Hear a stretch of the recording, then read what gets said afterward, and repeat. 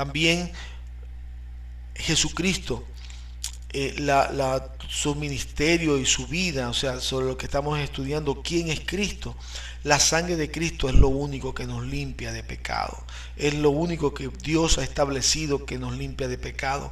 En la antigüedad Dios puso había un símbolo que se utilizaba y era un cordero. El cordero, las personas cuando fallaban al Señor, cuando pecaban, compraban un cordero y lo traían al sacerdote, y el sacerdote sacrificaba ese cordero y esa sangre era rociada sobre la persona. O sea, la sangre de un inocente. La sangre del cordero era rociada sobre la persona que había pecado, y se consideraba que Dios limpiaba a esa persona. El pecado de esa persona iba sobre ese cordero.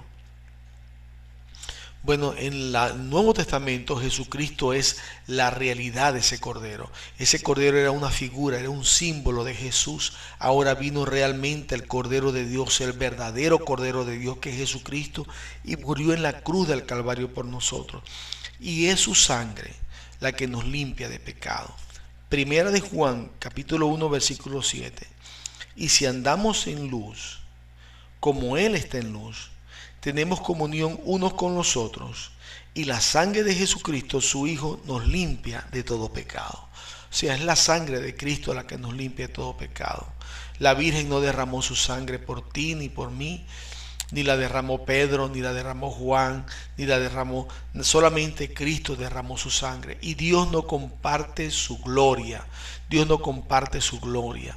Todos nosotros somos siervos de Dios, somos hijos de Dios, pero solamente Dios es Dios, y Él solamente recibe gloria y honra y alabanza y adoración porque Él la merece. Entonces, la sangre de Cristo es lo único que puede limpiar tu pecado, porque nosotros estamos manchados desde que nacimos. Hemos pecado de diferentes maneras. El pecado se ha enseñoreado de nuestras vidas, y el único remedio, la única solución, la única sanidad que Dios ha establecido para ese pecado, que realmente lo limpia de nuestras vidas, es la sangre de Jesucristo.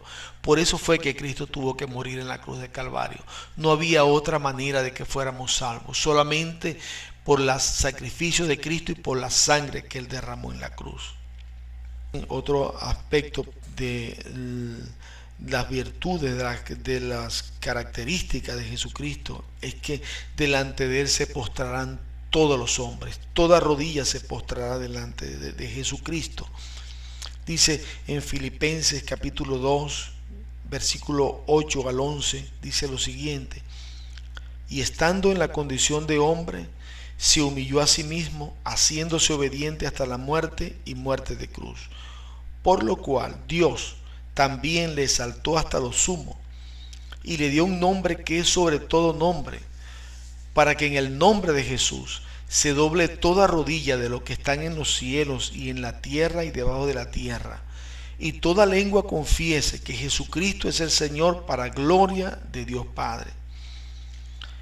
Esto es realmente extraordinario.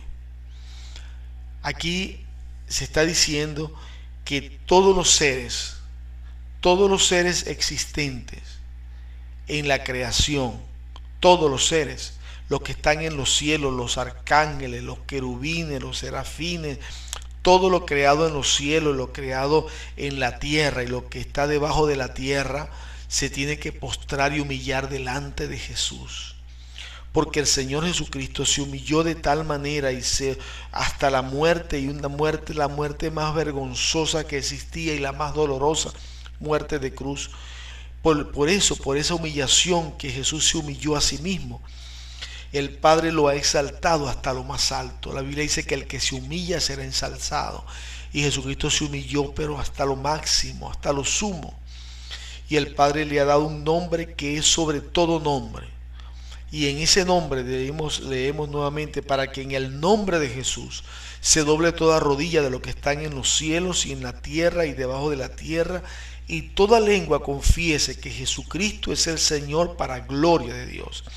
O sea, todos tienen que confesar que Jesucristo es el Hijo de Dios, aunque sean enemigos de Dios, aunque sean ateos, tienen que confesar que Jesucristo es el Señor, tienen que confesar. Es importante. Entonces nosotros sabemos, entendemos que Jesucristo es el Señor, que Jesucristo es el único camino, que solamente su sangre nos limpia de todo pecado, que delante de Él se postrarán todos los hombres, que es el único nombre dado a los hombres. Gloria a Dios. También encontramos que Jesucristo es la única manera, como hemos dicho, la única manera de llegar a la presencia de Dios. Podemos leer en Primera de Juan, capítulo 2, versículo 23, dice así: todo aquel que niega al Hijo, tampoco tiene al Padre. El que confiese el Hijo, este también tiene al Padre. ¿Qué implica esto? O sea, Jesucristo es el Hijo de Dios. Y todo aquel que niega a Jesucristo, o sea, que no acepta a Cristo, que no quiere nada que ver con Cristo, tampoco puede tener al Padre. ¿Cómo puede alguien negar al Hijo, aborrecer al Hijo y tener al Padre? El Padre no le va a querer. Ahora, el que confiesa a Jesucristo, ese sí tiene al Padre. Entonces es importante porque entendamos que rechazar a Cristo, eso significa apartarnos del Padre, apartarnos de Dios. Eso significa darle la espalda a Dios y significa perderse. La persona que hace eso se pierde su alma, porque no hay manera de salvarse, no hay otra forma de llegar a la presencia de Dios, solamente Jesucristo. Cristo es el camino, es la verdad y es la vida, y el que le rechaza no tiene al Padre, el que le rechaza no va a la presencia de Dios. Otro aspecto de quién es Cristo lo conseguimos en Colosenses capítulo 2, versículo 8 al 10. Dice: mirad que nadie os engañe por medio de filosofías y huecas sutilezas, según las tradiciones de los hombres, conforme a los rudimentos del mundo y no según Cristo. Porque en Él, en Cristo, habita corporalmente toda la plenitud de la deidad, y vosotros estáis completos en Él, que es la cabeza de todo principado y de toda potestad. También conseguimos en otro texto, en el Evangelio de Juan, capítulo 14, versículo 8 al 11, lo siguiente: Felipe le dijo: Señor, muéstranos al Padre y nos basta. Jesús le dijo: tanto tiempo hace que estoy con vosotros y no me has conocido, Felipe. El que me ha visto a mí ha visto al Padre. ¿Cómo pues dices tú, muéstranos al Padre? ¿No crees que yo soy en el Padre y el Padre en mí? Y las palabras que yo os hablo no las hablo de mi propia cuenta, sino que el Padre que mora en mí, Él hace las obras. Creedme que yo soy en el Padre y el Padre en mí. De otra manera, creedme por las mismas obras. Jesucristo es el Hijo de Dios. Jesucristo es el Señor, como hemos visto. Jesucristo es el camino, la verdad y la vida. Y Jesucristo es Dios. O sea, en Él, como acabamos de leer en Colosenses, dice: en Él habita corporalmente toda la plenitud de la deidad. Dios completo, con todo su poder, con toda su gloria, habitaba en Jesús, estaba en Jesús. O sea, Jesucristo es Dios. Jesucristo es nuestro Dios. Jesucristo se hizo hombre. Es Dios, es un misterio extraordinario, es un misterio muy grande.